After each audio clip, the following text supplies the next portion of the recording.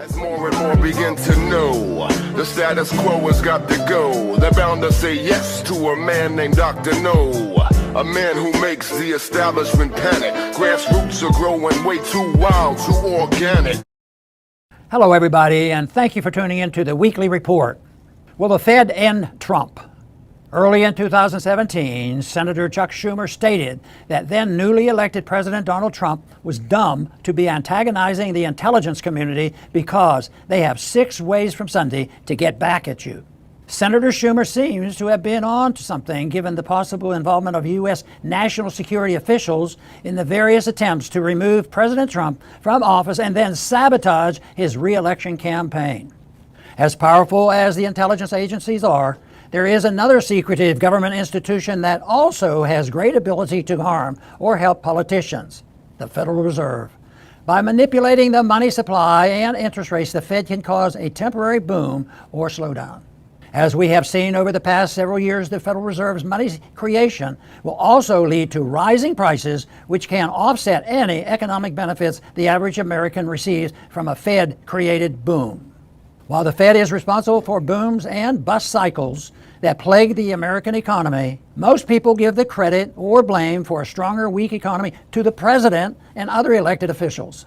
Partisan politics play a role in this too, like when Republicans labeled the price inflation created by the Fed's unprecedented money creation Biden inflation, suggesting Biden was responsible. Since the Federal Reserve's creation, presidents have pressured the Fed to implement monetary policies helpful to their administrations. Usually, the Fed tries to accommodate presidents, which is why economists refer to the political business cycle. However, the Fed does not always accommodate presidents. President George H.W. Bush and members of his administration blamed his 1992 loss on Fed Chairman Greenspan's refusal to lower interest rates to help the economy recover from a recession. Trump, as a presidential candidate, accused the Fed of keeping rates low in 2016 to help Hillary Clinton. Then, Trump, as president, appointed Jerome Powell to be chairman of the Federal Reserve. Trump proceeded to regularly criticize Powell on Twitter for not lowering interest rates, even though rates were already at historically low levels. Trump was criticized for trying to influence the Fed, even though almost every president tries in some way or another to influence the Fed's monetary policy. Trump's mean tweets certainly do not compare to Lyndon Johnson, who once shoved Federal Chair William Martin against a wall after a Fed interest rate increase that would hinder financing of the Great Society at home and the Vietnam War abroad. Biden has stated that he would respect the Fed's independence, so it makes sense that Powell would prefer 4 more years of Biden's silence to 4 more years of Trump's online attacks. The desire to help, or at least not hurt, Biden could be the reason the Fed is signaling it will stop raising rates next year. This may also be one reason many mainstream economic commentators are saying the Fed has succeeded in bringing down inflation without throwing the economy into recession. If President Trump had pushed the passage of the Audit the Fed legislation, he might not have to worry about a secretive central bank undermining his campaign to regain the presidency. Furthermore, if Trump's opponents really cared about protecting the American people, they would focus on the threats to liberty, prosperity, and limited constitutional government posed by the Federal Reserve's fiat monetary insurrection. Thanks for listening.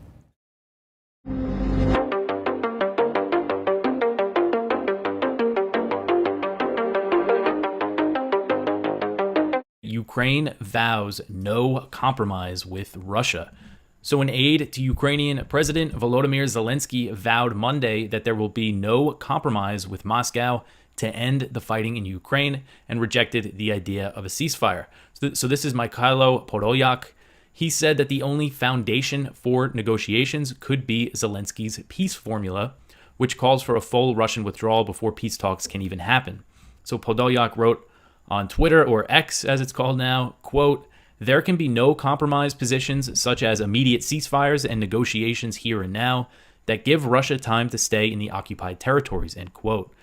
The comments came after a report from the Wall Street Journal suggested that Kiev might be softening its stance on peace talks, which I covered yesterday. That report recapped talks on the war that were held in Saudi Arabia over the weekend that were attended by officials from 42 countries, including the U.S., Ukraine, and some of the big non-aligned nations, including China, India, Brazil. So the report said that at that summit, Ukraine did not push for its peace plan to be accepted and did not press the point that all Russian troops must withdraw before peace talks could happen, which of course is a non-starter for negotiations with Moscow.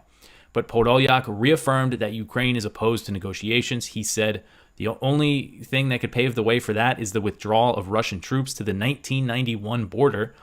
And the 1991 border refers to the border at the end of the collapse of the Soviet Union, and that would require Russia to leave Crimea, which it has controlled since 2014, and Crimea is also populated by people who are happy they're part of Russia.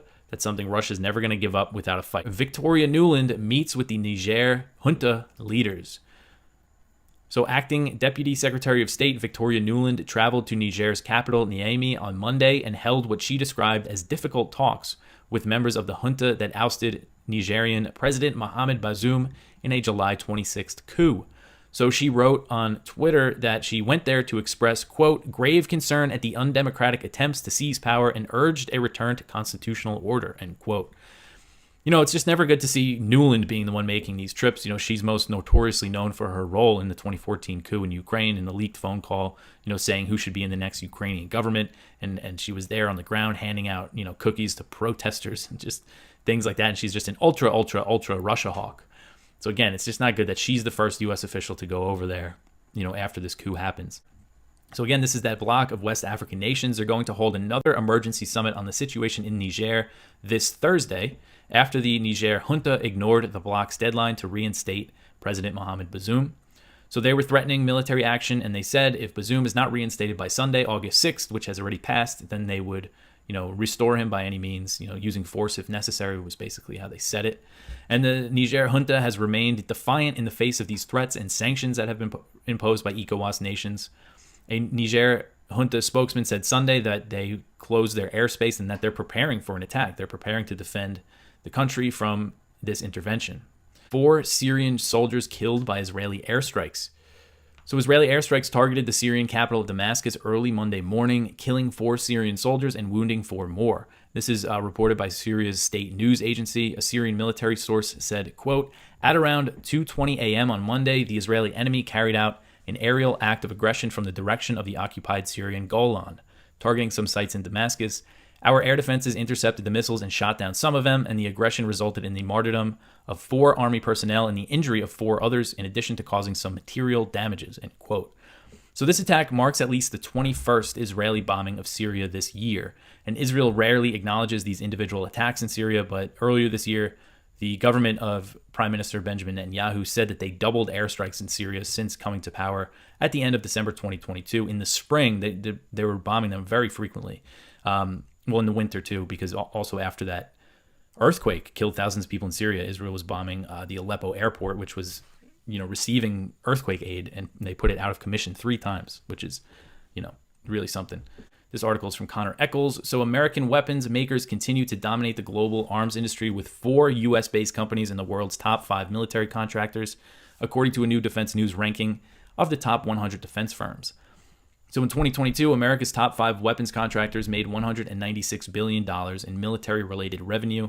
Lockheed Martin dominated all other defense-focused companies with total military revenue of roughly $63 billion last year. RTX, formerly known as Raytheon Technologies, was a distant second, earning roughly $40 billion in revenue in 2022. So again, just an example of what a boon this is for the U.S. arms makers, the war in Ukraine, the tensions with China and all that. And we always have to mention that Lloyd Austin, the Secretary of Defense, came from Raytheon. He was a Raytheon board member before taking his job as the head of the Pentagon. So the same 5 American prime contractors have long dominated lists of the world's biggest arm manufacturers, and that's Lockheed Martin, Raytheon, Northrop Grumman, Boeing, and General Dynamics. They've remained in the top 7 of the Defense News ranking since it began in 2000, and that's top 7 in the world. So pretty significant. You run your mouth and I run my business, brother. You tell everybody I'm busted. You talk so much you got me disgusted. But you run your mouth and I run my business, brother. there is a distinction between hard corruption and soft corruption, and all these people are in on this racket. I'm sure every single one of these kids of every single advanced politician probably gets jobs that pay them outside of their pay grade because they've got a bit of a last name, and that gives them access to things that other people don't have access to. And so, the Clintons, I mean, that was probably harder corruption, that they're sending military gear and making decisions for stuff that's going to be going to Saudi Arabia. And so you get the Clinton Foundation's making all sorts of money while she's got access to power. And then she leaves her position in power, and those donations, they fall off a cliff. Or what happened with the Kushners and Donald Trump getting paid to have his name on hotels. They're all in on this racket. So what would be more interesting in regards to the Bidens and actually proving some sort of a corruption is, are we currently engaging in a war in the Ukraine with massive amounts of people dying because they're trying to get favored contracts to BlackRock or to this other military company? Like, that's like the hard corruption stuff that gets very interesting. That's the type of stuff that you would want to actually prove. All right. So they've been like kind of circling that they're going to prove firm corruption in the Biden family. And then you keep talking about all this Hunter stuff. And then you get this Devon Archer guy who was his business partner. And so you keep having these floated stories connecting that obviously Joe Biden knew that Hunter Biden was selling the influence, but he wasn't just peddling influence that he didn't have. Joe Biden was actually in on the racket. And so once again, you get this testimony behind closed doors with this Devon Archer guy, and you're left in the exact same gray area that you ever were. There you go. It's new information just serving up more gray. It's like if the waiter brought you out a steak that was gray, and you're like, can I get a not gray steak? And he goes, no problem. We'll get right on that. And then he brought you a bigger gray steak. So with that, I think we might be having a similar thing with Donald Trump. And so I just want to make it clear that as we break down that this entire criminal indictment of Donald Trump is absolute lunacy, that doesn't necessarily from a moral standpoint or from just like a truth standpoint, let Donald Trump off the hook for that. Maybe he sat down, was a complete and total sore loser, said, my God, I am straight up losing this election, and then thought, well, how can I stay in power even though I lost? And so the only two lawyers he could find who are willing to work up and concoct such nonsense are people like Sidney Powell, and they're people like Rudy Giuliani. And so he goes, cool, I'll make those my lawyers. And he's making calls every day, and he goes, hey, what college professor is willing to concoct me some crazy theory for why, like, wait, we're not even going off the votes. We're going off of these, what are they called? What's the actual people that we put in our votes and then they put in their things? You should know these things if you're going to do a whole episode on it. Anyways, so, maybe the whole thing, like, was not criminal, but also pretty scumbaggy. And so, yeah, I agree with, like, the whole thing is just rooted in nonsense, that everyone's able to kind of get away with everything just because it's all wink, wink, nod, nod, which is pretty, I don't know. It's annoying. That's all I can really say about it. You said a conversation was tied to your predecessor, who is about to launch another campaign. So how do you reassure them, if that is the reason for their questioning, that the former president will not return, that his political movement, which is still very strong, will not once again take power in the United States? Well, we just have to demonstrate that he will not take power by, if he does run, making sure he, under legitimate efforts of our Constitution, does not become the next president again. All right, so it seems like they want to do everything they can not to leave it to the voters and to figure out how they can disqualify Donald Trump from running. On that note, I saw an article in the New York Post the other day where Bill Barr had said the following. Barr said he feels that the DOJ does not appear to go after Republicans more than Democrats. He fears that Trump, if reelected, would use the government to take out his opponents. And that's why I think it's so ironic all these people are getting huffy about weaponization, which they should, because we can't go tit for tat, he said. But Trump, as you say, I mean, he's very clear about it. I think there's no question that he believes these institutions should be used to go after his enemies. Whether it's criminal or not, someone who engaged in that kind of bullying about a process that is fundamental to our system and to our self-government shouldn't be anywhere near the Oval Office, Barr told Collins. And for him to be attacking a prosecutor who is investigating that with all the epithets, I don't know that word, and so forth, which he has no basis for, as far as I can tell, is ridiculous. I even think there might have been a secondary article where he said more clearly Donald Trump can't get back into office because we know that he's going to then go after other people. But it seems to me like the powers that be look at all the tricks that they threw at Donald Trump, and they look at the way that they've weaponized the Department of Justice this time in terms of going to his house, grabbing the documents, and now pulling him into court onto every which way thing. And they've clearly broken from the norms, which is not prosecuting prior presidents. And I think they're now living with the reality of, we absolutely cannot let this guy win because we violated power in a big way to go after him. And so if he actually had this power, he's probably going to come after us. is one of between 20,000 and 50,000 Ukrainians who have lost one or more limbs since the start of the war, according to previously undisclosed estimates by prosthetic firms, doctors, and charities. The actual figures could be higher because it takes time to register patients after they undergo the procedure. Some are only amputated weeks or months after being wounded, and Kiev's counteroffensive underway, the war may be entering a more brutal phase. By comparison, some 67,000 Germans and 41,000 Britons had to have amputations during the course of World War I, when the procedure was often only available to prevent death. Fewer than 2,000 U.S. veterans of the Afghanistan and Iraq invasions have amputations. I think we don't get enough information about how brutal this war is. And when you get people who are yelling, hey, don't we just have to hold Putin accountable? It's like, well, are you going to fight? Is this you and your relatives? You know, it's come like we don't see the cost, but it's really costly. And I don't know. I don't like that gamble. I don't like yelling about how other people, like, we have to spend money and we have to use our resources to empower these people to win what looks to be an unwinnable fight. And like how much, I don't know, just like how much suffering and shit do you have to overlook to take that perspective of, well, we just have to hold Putin accountable.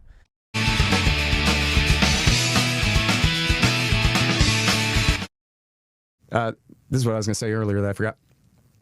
You probably remember that Peter Schiff, who I know you're familiar with, he gave this famous speech in 2006, I think it was, to the mortgage bankers out west, out in Las Vegas, where they had these huge bubbles, right? In Phoenix and in Las Vegas and in LA. It was the worst of the housing bubbles, right?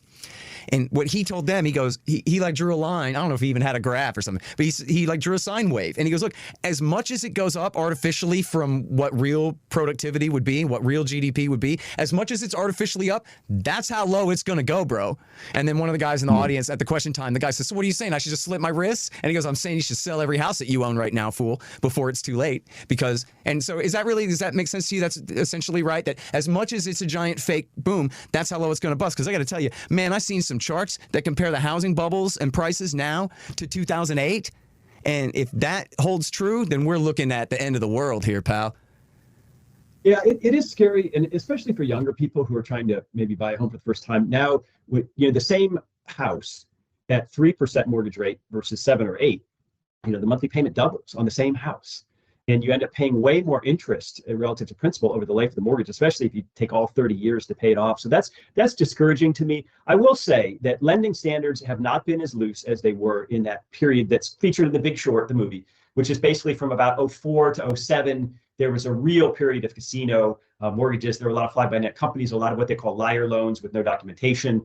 And that movie sort of made famous the idea of strippers or taxi cab drivers having 7 or 8 houses and leverage to the gills, because it doesn't matter, because number go up, and then when number go down, everybody goes bankrupt, and you have a lot of harm spread across society. So I don't think this housing bust is on par with that, simply because the lending hasn't been that profligate. But I would say the commercial side of that, commercial real estate, scares the living daylights out of me, because COVID, there was already a work from home movement. Let me stop right there on housing real quick. It's just the prices have gone up so much. So I understand what you're saying, that there's less fraud in it, but that's still, all those payments are being made by people who, the booming economy, they're depending on the booming economy to keep them in those mortgages all the same, right? Absolutely, 100%. Yeah. Okay, and I'm sorry to interrupt you. Go ahead. So it's a scary time for commercial real estate. Even before COVID, there was a huge work from home movement. And now, since COVID, downtowns across America that used to be full of office workers are really empty. San Francisco, in particular, is just remarkable. But New York City's not back in terms of its commercial occupancy. Lots of cities. I was in Pittsburgh recently. It was really sad being downtown. It was a weekday, middle of the day, to see how empty that was. And you can watch YouTubes about how empty San Francisco is. Market Street, which is a major artery there, all those vacant storefronts. So I think commercial real estate is going to be the really rough ride. And that bubbles through the economy because there's so many lenders involved in that. There's so many big players involved in that. Yeah, especially when all those skyscrapers full. I mean, these are huge investments, bazillion-dollar buildings that it's that intervention. I mean, it was already the case that everybody's phone and PC made their office job obsolete, right? But you still had to come to work because that was the way it was. But once they changed all that with COVID, I don't know what percentage of the people are not coming back who kept their office jobs but get to work at home. But it's a lot. And I could see how from the point of view of the market of holding up all of those extremely expensive buildings that must rely on absolute tons of cash flow constantly to keep them, maintained and clean and every other thing to keep them available for anybody else to even try to move into. I could see a real collapse coming there, and then what are they going to do? A bunch of giant empty skyscrapers? Well, also retail storefronts, office parks. There's a lot of examples of this. So it's shopping malls. Restaurants have had a rough go as well with hiring, especially. So it can be a very interesting time, and we're going to have to repurpose so much of these buildings. And again, that shows you malinvestment. It's not so easy to repurpose a skyscraper built for business into, let's say, low-income housing for homeless or something. It's not so easy. Yeah.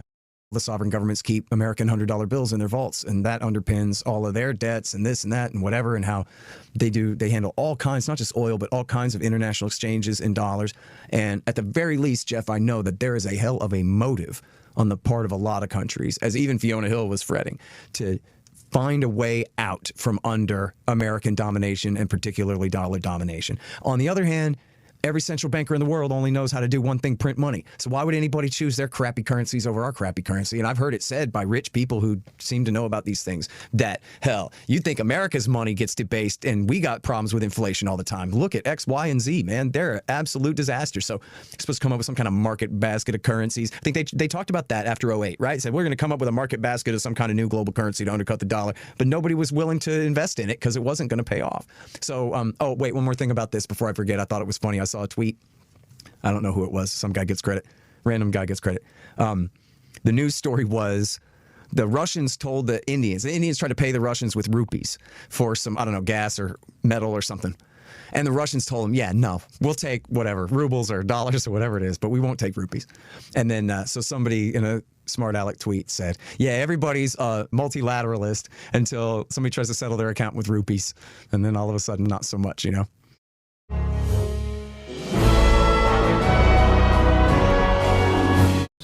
So when a coup came, and it was instigated by a group that included the leader who had been trained in the U.S. in special operations, well, the U.S. is starting to get concerned and starting to throw its weight around, literally and figuratively. And so what did they do? They sent in Victoria, blank the EU, Nuland. She's going to go down there and calm things. Let's put this up again. So they, this first article, I think this is from The Guardian. So they send Victoria Nuland down there. And the irony, Dr. Paul, is beyond even commenting on, because as our viewers very well know, she is the person most responsible for the coup in Ukraine in 2014. So now they send her down to Niger to be anti-coup. Listen, she said, you guys, you can't have a coup. You've got to go back to constitutional order. And they said, nope, sorry, no thanks. Yeah, there was a time in the campaign, this subject came up about diplomats. And I said, we have hundreds of thousands of diplomats, and they're supposed to, work these things out so we don't have to send troops and war and bombs and, start another war. And I was serious that, they were misusing diplomat. But now that I think of it, she's a diplomat, but she wasn't what I wanted to clear the air. She is not one of the diplomats that I said, oh, we need a good diplomat to go. There have been some good diplomats over the years that were working for peace and real, getting along with other people. But I don't think she's the one that's going to bring people together. Now, she's the acting Deputy Secretary of State, so she is the number 2 person at the State Department. So when she goes there, 2 things. First of all, let's put that one back up. If we can. So she's sent down there to make them change their mind and reverse the coup. So junta leaders in Niger refuse to let top U.S. official meet the ousted president. She goes down there and says, hey, I want to meet with the guy you kicked out of office. They say no. And she said, okay, I want to meet with the guy who now claims to be in power. They say no. They hand her a telephone. You can talk to him on the telephone. I'll go to the next one, and here's what happens. Junta leaders in Niger refuse to let a senior U.S. official, and really it is senior official, meet the West African country's ousted president. They rejected her calls to restore democracy. The person who undermined democracy in Ukraine is now calling for a restoration of democracy. She herself described the conversations there as frank and difficult, which is diplomatic language for a lot of curse words probably being thrown around. She spent a 2-hour meeting there talking to people, trying to get through to anybody, but they refused to give in to her demands. If you go to the next one, so then what did she do, Dr. Paul? She said, listen up. If you don't do what we say, we're not going to give you any money. And they said, that's okay, we don't want your money. So it's amazing when you send someone so senior and she's completely robust. This junta government is not going to do what she says. Maybe she's meeting with some NGOs trying to foment a little color revolution. Who knows? But I do have a little funny thing before we go on to the next topic, which is, you remember, Dr. Paul, those iconic photos of Victoria Nuland in the Maidan in Kiev, handing out cookies to the protesters, encouraging them to overthrow the government. And that was a key thing because it was funny, but it also signaled the U.S. is with you. You guys keep doing what you're doing. So here is the spokesman of the Foreign Ministry of Russia, Maria Zakharova, and she has a comment on Victoria Nuland. Here's what she says. Victoria Nuland thought with Niger you could do the same as in Ukraine. Put a couple of buns in a plastic bag and fool them. Such banana republics as in Kiev are no longer to be found. So it's very funny. She did leave empty-handed. Maybe she should have been passing out bananas. Yeah. This is from Steve Watson. Nancy Pelosi declares that America will cease to exist if Trump becomes president again. She is having a panic attack over the numbers, I guess. But it's an odd thing to say, isn't it? If you Americans vote the wrong way, America will cease to exist. That almost seems like what Trump has been indicted for, denying elections. Yeah, and, we talk about, we hope we come across as being as fair as we can, as truthful about what's going on with Trump, because he's not a libertarian, he's not an angel. Yeah. But compared to what? Yeah. But here, when you see this, and I mentioned it before you, I said, what would it be like if you compared, if somebody, all of a sudden, there was a magic wand and we could get absolute truth here, which is just a daydream, of course, and find out and put together what Trump has done and said versus what she has done. She's had so much more time to undermine the Constitution and the process that she has contributed a lot to a big mess. I remember early on, probably the first time I was in Congress in the 70s, back when they had debates about the military bill, I had a debate with her on whether or not we should have a United Nations. And it was one of those times before they cracked down on anybody wanting debates. We were allowed to have debates, and she was not into leadership or anything like that, and I certainly wasn't. But I remember it went along a long time, and of course, I guess you know what position she would have taken. Yeah, oh yeah. United Nations will save us all. Yeah. Well, here's what Pelosi said, and I do find this weird and disgusting. If you can put that second one on. I mean, really, come on, lady. In the comments to New York Magazine, Pelosi stated, this is about the indictments against Trump. Listen, the indictments against the president are exquisite. They're beautiful and intricate, and they probably have a better chance of conviction than anything I would come up with. And it just makes me wonder, there are some rumors about some bad habits she might have. It almost sounds like she's maybe hitting the sauce when she says that, Dr. Paul. They're beautiful. They're intricate. Yeah. But then she's asked, well, what happens? What about if Trump gets elected? She says, don't even think of that. Don't think of the world being on fire. It cannot happen, or we will not be the United States of America. Now, if she's saying that out in public, there's only a small step, in my view, between it cannot happen because it's the end of America, and we're going to do something to not let that happen because we don't want the end of America. And she said, I'm not telling the truth here, I'm embellishing a little bit. And she said, as I'm retiring, I want to dedicate my life to making America more like San Francisco. Oh, yeah.